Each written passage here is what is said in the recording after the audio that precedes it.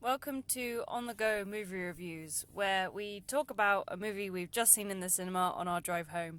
Today we are talking about John Wick Chapter 3, Parabellum, which has been in cinemas for a little while. This is our second time seeing it, so we've got quite a lot to talk about. And if you haven't seen it, or if you haven't even seen the trailer, then trailer is coming now.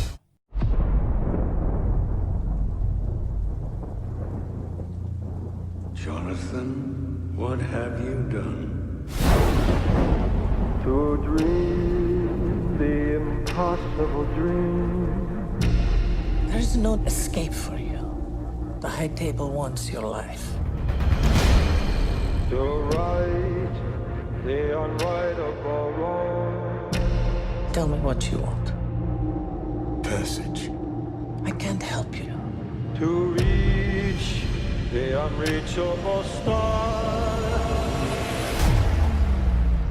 Do you expect him to make it out? A $14 million bounty on his head. And everyone in the city wants a piece of it. I say the odds are about even. Doc, 5 seconds. John Wick, excommunicado in effect in 3, 2. 1.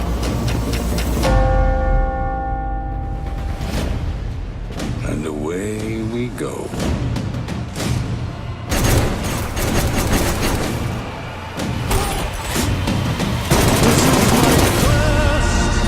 To follow that star, no matter how hopeless, no matter how far. To fight for the right, without question or pause. To be willing to march into hell for a heavenly cause.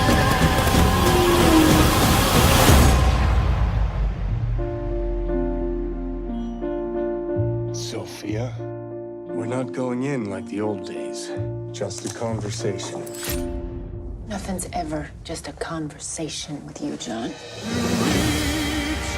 the unreachable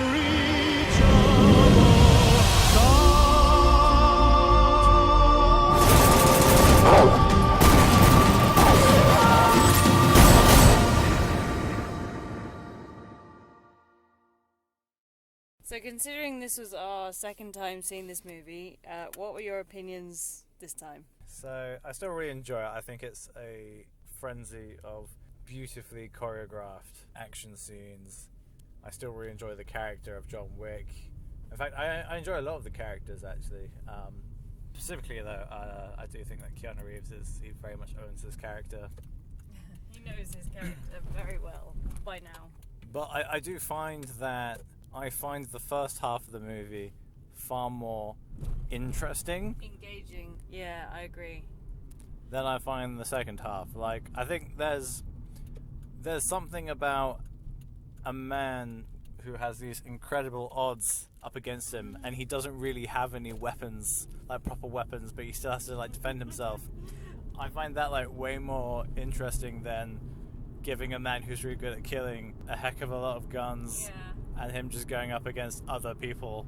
I felt that this time it felt a lot longer, and it's also probably because I'm quite tired. It's quite late at the minute. We went to see it at 9:10, and it's now nearly midnight. So I struggled at the end, having already seen it once with the fight scenes, because they kind of merged into one. So I agree with you that the first half I find way more engaging. And yeah, it's like one man against the world. And there's a couple of things that I want to talk about in the sense of, yeah, it's like a man with no weapons, like you were saying, because a lot of people I've spoken to who actually haven't seen the movie have still said to me, is it true that he kills a guy with a book? And that is like one of the first scenes that we get in the film where he's gone excommunicado. Wait, he's not excommunicado yet? Oh no, he's not. He's just before. Okay, spoiler alert. He's not quite excommunicado, but he nearly is. And it's one of the first scenes where he's actually fighting someone. And yes, he does indeed kill someone in a library with a book, and it is hilarious and great. Oh, it's brilliant. I think that kind of emphasizes for me the fact that I can actually list like the action scenes at the beginning Yeah. Like, not necessarily in the correct order, but I can say there's the book fight. Yeah. He goes to the weapons museum and Yeah. does the knife throwing scene. Yeah. He fights people with a horse. He fights people on a horse. Yeah. Which actually also takes me to the museum that you were saying about, the weapons museum, where he puts a gun together in order to shoot one bullet. One single bullet. So you get like this really long sequence of him showing Deconstructing his various skills guns. in terms of deconstructing various guns to make one gun to fit this one bullet, and he shoots one person. Because he's got one bullet. He's got more, but he doesn't use them.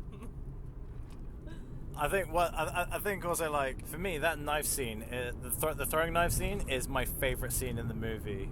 I think that it is phenomenal. Just the choreography, the fact that they're constantly having to grab knives from like around them. I do enjoy that scene, but I don't think it's my favourite. I think my favourite scene has to be the scene with Halle Berry where they after they've met with the guy and they're fighting everyone, only because she has the dogs, and I love the dogs. They are freaking awesome. One thing which I really noticed in that sequence particularly is that they keep cutting to like John Wick and Halle Berry, and I'm just like, no, I don't no, want to see them. show me the dogs. That's what I want to see. I want to see the dogs doing cool stuff because they're amazing. Yeah. I like the fact in that scene as well, like, they mainly show Halle Berry and her dogs, and then it's like, oh, and here's what John Wick is doing. But that's not important. We're just going to show you, this other person that we've never met before and how cool she is, because, independent woman and all that jazz. They're Belgian Malinois, right? Yeah, they are Belgian Malinois, which, for the record, people who want to now get one because of this movie, do not get one unless you are a certified dog trainer, because, oh my god, they are hard to train. And, I mean, one of the things I actually really still enjoy about this film is that, like, Keanu Reeves and also Halle Berry do a lot of their own stuff. And I saw something online which said about that Halle Berry had actually learned how to train these Malinois, and she does all the commands for them so that they are listening to her, not somebody off screen. So it's live. So you can tell usually, because the dog will be like, oh, there's someone over there, and they won't be looking in the right direction. So I really appreciated that. Again, in this one, it's obviously in the first and second one, Keanu Reeves does all his own stuff still, but yeah, I still really appreciate that. I still like the scene where, like, first of all, Keanu Reeves just jumps into two guys on motorbikes to take them off. Yeah. But then the fact that he gets on the motorbike without a helmet, and then Mark Dacascos has to specifically put the helmet on because Mark Dacascos ain't doing that. Yeah. I really did notice, especially in the Casablanca scene, how many guys are wearing headscarves. Yep. Have like full face coverage. Yep. And I'm like, there's only like 9 dudes, and they're all in that scene. So many repeat people that die and then seemingly come back to life and then die again. I also, before we move on from like talking about the animals, I want to point out that the horse scene is fantastic. Oh my god, that horse is so well trained. It's incredible. You mean specifically the horse riding The scene? horse riding scene, yeah. Not Yeah, the weird CGI horses No, that kick people. No, I do not like that. That's weird, and it looks creepy because it's not quite right. But yes, the horse riding scene is, yeah. I really It's like enjoy proper that. old school western. It's pretty cool. Kind of like that, yeah. Yeah.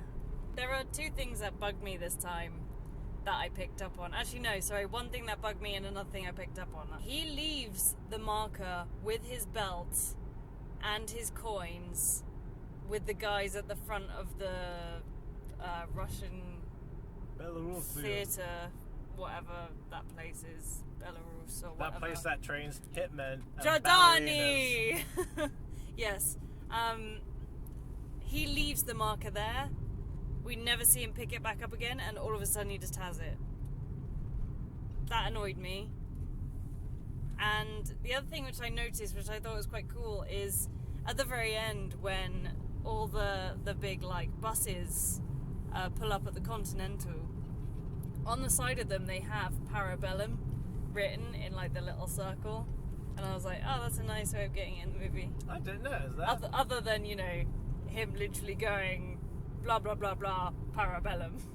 I do love the fact that not only does Ian McShane say Civis Pacem Parabellum, Specifically. but they also subtitle it as well, just in case you didn't understand. That's what the subtitle means. Well, I didn't understand, so not all of us did Latin at school. Concilius est hortus debat. Yeah, whatever. Just whatever. Non flaci facio. Stop it. Talk about the goddamn movie. I love Mark Dacascos. Oh yeah. I really love his character, and I really love him.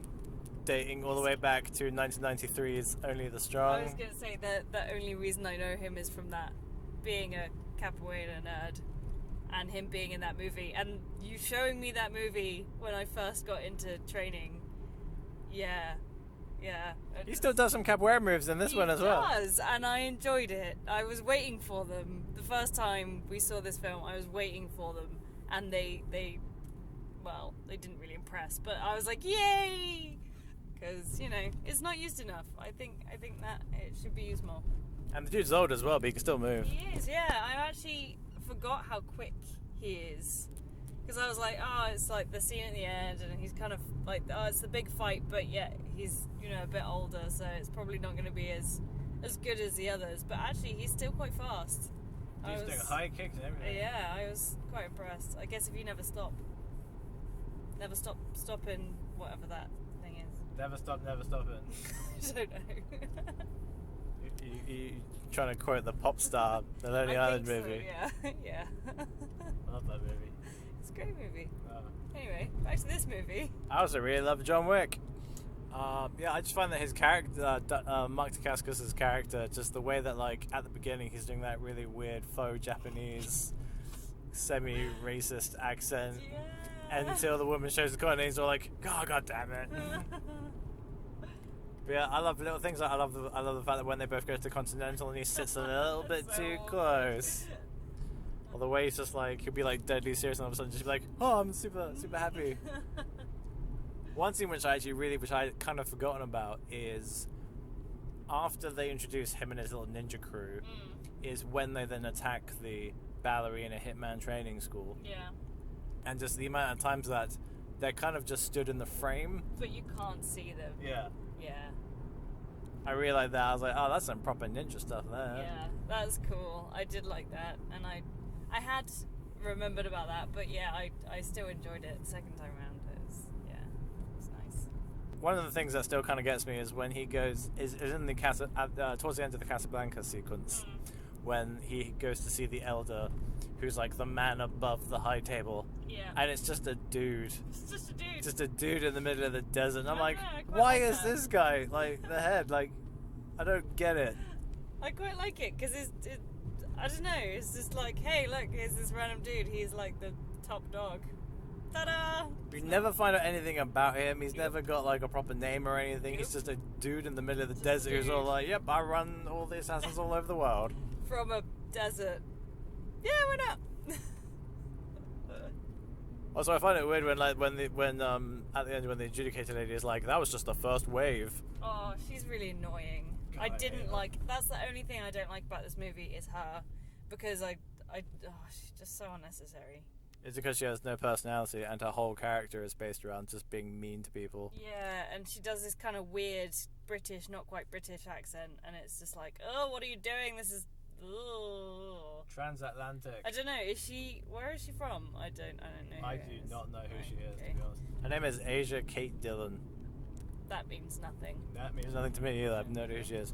But yeah, we know nothing about this character. She just turns up in scenes and bosses people around. I mean, she has great clothes, but that's about it. Everyone has great clothes. Did you see Halle Berry's outfits? Yeah, I love it. So cool. Oh man, I aspire to be her in this movie, but without the killing people. Just want to make sure people are aware of that. One thing which I do like is the evolution of John Wick's character as portrayed in his wardrobe. So for half, for half the scene, for half the movie, he's got like this like suit with like the white shirt, And but the then bloody shirt. yeah, it slowly gets more and more bloody. And then when he goes to see the elder's like, "You work for me now," and he's like, "Oh," and then he gets, comes, like, a and he's got a full black black. shirt, and I'm like, Yeah. "Oh, look at that." Yeah. I really actually like all the parts with him and his dog still, even though it's minimal.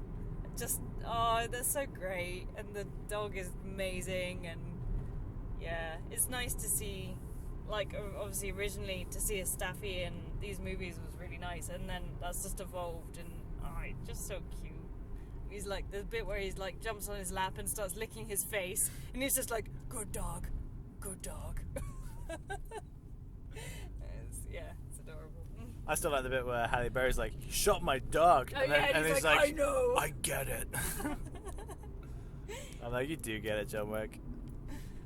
If you had 2 attack dogs, or I don't know, 2 assassin dogs, Hashashins, what would they be? That would be Rottweilers. Yeah, okay. For the record, we have 2 Rottweilers, so lazy, stubborn. Which would be the worst attack dog? Like, They our would be one pretty awful. specifically would be the worst attack dogs they in the would be. world. They would kiss you to death. It's literally, like, just lick you to death. And one would be really, really happy unless it was too hot, in which case then she'd have to go and lie down for a bit. Yeah. Leave a comment. What would your dog be if you were in this movie? Because there's a lot of dogs and a lot of animals, really. Because you got the little pigeons, little bit where Lawrence Fishburne is just like stroking a little pigeon head. It's adorable. Anyway. That's a really good action item. I'm going to offer an action item as well. Oh, okay. Yeah, leave a comment for. You could pick anything in the world to murder somebody with. What would it be? Would it be a book? Would it be a pencil? With a fucking pencil. Would it be I don't know, a car door? The rear end of a horse? Trying to remember back throughout the that's a series. good one. Yeah, that's a good one. A belt probably at some point. I really enjoyed the belt scene again in this. I remember there's a woman with a violin in the second one. I can't remember if he tries to kill somebody with it. Probably. I can't remember. Probably. I wanted to see one of those ballerinas like kill somebody with ballet. Oh man, yeah. Oh, that's one thing I wanted to talk about. I really enjoyed the fact that they do the ballet sequence where, like, obviously Mark Dacascos and his ninjas turn up, and the ballet just keeps going. But then I really like the parallel of later on when the high table or whatever it is go into the Continental, and it's because of the music and the lights and stuff, it almost kind of is portrayed like a ballet. Like, it's almost portrayed like this super choreographed, like, dance, and I really like that parallel. I think that works really nicely. You could say that the action is balletic. Oh, yes. Very. Which I'm pretty sure is a word that means to be like a ballet.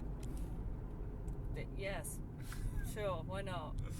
I still like the fact that for the ballet sequence at the beginning, they're playing this weird mixture of, like, classical and rock music. Yeah. It kind of just sets the tone, really, doesn't it? And I like Angelica Houston. I think she's really cool. I like to see her back. Is she the Russian? They're from Belarus, it says it in the movie. Oh, whatever. The Belarus. I don't Belarusian? remember these things. Belarusian? I do not know. Belarusian. Belarus. I am sorry for anyone who might be from any of these places. Apologies to everyone from the Belarus. I am From the Belarus? From Belarus. Terrible at nationality. Do you still find that an interesting revelation that John Wick is actually from Belarus? I find that it's a nice way of being like, this is why he's so good at what he does. And this is because he's just been trained for it for, like, his whole life. So I kind of appreciate that they put that in. And I feel like it's a nice way to have him have a way out, if you will, without just literally fighting everyone just forever. You know? Jordani Jonovic. Jordani Jonovic, yeah. Jonathan. Which roughly translates to John Wick. Totally. I find that I like a lot of the supporting cast quite a lot. Like, I really like Ian McShane.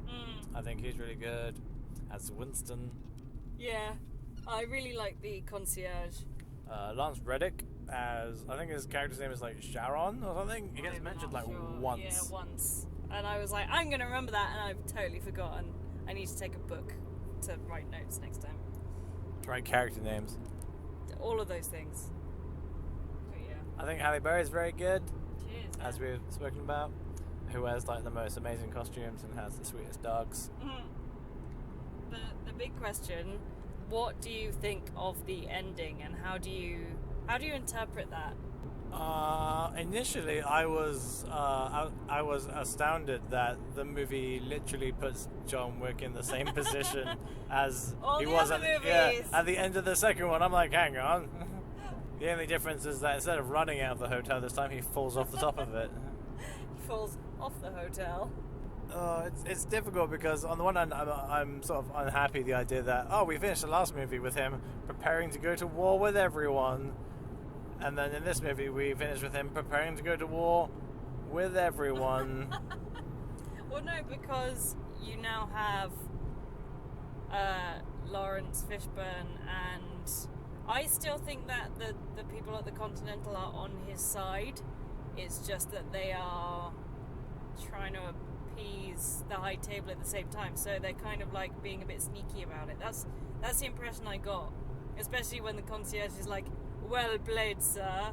You know, it's kind of like, "Oh, wink, wink, nudge, nudge." Yeah, get it? See? But I guess we'll have to wait and see for John Wick 4. See, I find that I agree with the whole bit of the concierge, but then I find that's counteracted later on when Lawrence Fishburne was like, the old man gets the hotel and you take the fall. I would have done the same thing in his position. I do get the impression, though, that Winston has a plan. Yes. I just can't figure out what it is. No, me neither. Nor are we given any sort of inclination as to what he's actually got planned. No. Because obviously, I mean, like, he didn't shoot John Wick in the head because he knows about the suit being bulletproof. Yeah. He also turns him around to face a certain direction, so that, and I think the point is that he like makes him fall off where there is like a thing for him to land on and then roll off, if you will, rather than just falling off the side of a building. He has places to hit on the way down. I would even suggest that maybe Winston communicated with the King of the Bowery, and the TikTok man, I believe is the character's name, I have no idea. played by Adrian Pimento. Oh yeah, When he turned up, I was literally just about to say that. Like, I was like, "Oh hey look, it's Adrian Pimento," which is not his real name, but that's the only name I can ever think for him because of Brooklyn Nine-Nine. This is what Adrian Pimento is doing in between seasons 4 and 5. The theory we came up with is after, spoiler alert for Brooklyn Nine-Nine, after Rosa breaks up with him, that he just goes and does this for a bit, and then obviously comes back in the later series. Yeah, it turns up at the end of season 5 as like the insurance agent, whoever he is. This is what he's been doing in between, just being crazy Adrian Pimento working for the Bowery. Good on him. Yes, I part of me believes that Winston would have like orchestrated this in some way. Yeah, I feel like there's some sort of orchestration behind it. And also because like he says about how his connections run deep, and about how like all of New York is like, and if there's anyone who's gonna like, if there are any like couple of like parties that are going to be annoyed at the high table, it would be the Continental and the Bowery. Yeah. So I fully expect there to be some kind of like plan. Yeah, I even think that he's probably communicated with John Wick to a certain extent. But obviously, as the audience, we're in the same position as like the bad guys, where we don't know what's going on. We're unaware of it. To kind of give it more of a cliffhanger ending. But yeah, so I think that I reckon 4 might be like, New York against the high table, and perhaps the high table will finally come crashing down, and then they'll find something to keep it going for the next one, because they're just going to keep going forever, because Keanu Reeves never ages, and the movie is great and it's still earning loads of money. People say that about Keanu Reeves. Ian McShane never ages. Yeah, dude's like 76 and he's looked exactly the same for the last 20 years. Maybe you get to a point and you just stop. My God, I hope so. I hope that's now. I think that there must be some communication between Winston and John Wick, because John Wick literally goes from like defeating Mark Dacascos. He's like, haha, and then comes up and then just. And then all of a sudden, off a building. Well, no, I mean, like, because like he literally finishes, gets done finishing his fight with Mark Dacascos, then he just turns up at the rooftop and he's like, "Parley." Yeah. I'm like, one, how did you know this was where? Yeah. Like, where they would be to start with, because they weren't there before. Yeah, were in, they like, had the a phone basement. call which John Wick is not privy to. Yeah, they were like in the safe downstairs, and then all of a sudden they're not there. So did he just go downstairs, be like, "Hi, dog, good dog," and then go upstairs, or was there something more to it, which we obviously haven't seen? Did Winston leave like a little written note which just says, "Hey, Gonna shoot your building, woo! rooftop, 5 minutes, parlay." Wear padding. Doesn't need it. He's got a bloody bulletproof suit because he's a video game character. Oh, yeah. He just soaks up damage. I do like the fact that no matter how many times he gets stabbed and shot at and hit and all those things, like And fingers cut off with his he rubbery just fake hand. oh, I hate that hand. But he just still just limps about, like keeps going, same as from the beginning of the film. So this question's kind of pointless now, but rewatchability. I would say it's still pretty high considering we went to see it again. I was going to so, say, we literally just yeah, rewatched 4, it. So, yeah. 4 out of 5. I Sweet. would watch it again, How- again. What about how it compares to the John Wick 1 and 2? I don't really remember them. It was far too long ago. I quite like John Wick 2. Maybe I like it more. I would need to watch them again to remember, because I don't. Or maybe I like the first half of this one more than I like the whole of the other ones. I'm not sure. I'd have to rewatch. Anyway, please like, leave a comment, share, and subscribe. You can hit the little bell to stay notified for whenever we update. And go see John Wick Chapter 3, Parabellum. Because it's still out in cinemas, which is really impressive. Somehow, it's been like And months. lots of people are still seeing it, so go see it. Like, you can't see Detective Pikachu anymore. Oh, no, you can't. No, but you can see John Wick. Go see John Wick.